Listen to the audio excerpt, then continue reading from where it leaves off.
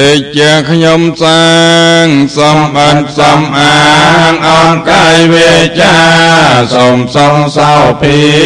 រួចពីទុក្ខាឆ្លងដល់ត្រៃមហាពលគឺនិព្វានគ្រប់ជាន់គ្រប់ជាតិកុំឲ្យខ្ញុំក្លៀនពីសិលនឹងទានគុំនឹកខ្ញុំកើតកំណត់ខ្ញុំមានមគ្គផលជាស្ពានដល់ឋានត្រៃត្រា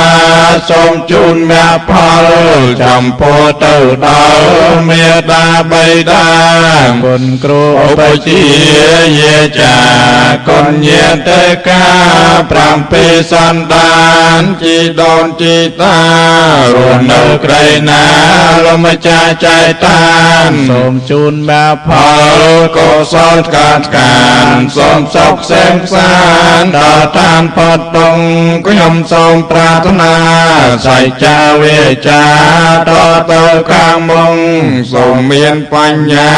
ភ្លឺថ្លាមួមុនឆ្លងរួចផុតទុក្ខដល់និព្វាន